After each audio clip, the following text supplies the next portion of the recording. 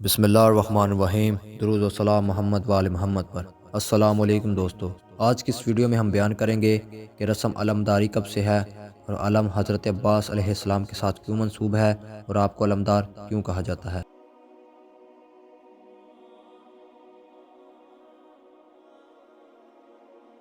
مولا باب الحوائج غازی عباس علمدار علیہ السلام اپنے بھائی مولا حسین علیہ السلام کے علمدار ہیں، جس طرح کہ مولا علی علیہ السلام اپنے بھائی رسول خدا صلی اللہ علیہ وآلہ وسلم کے علمدار ہیں۔ اس سے پہلے بھی یہ حق کا علم انبیاء و اولیاء کے ہاتھوں میں رہا۔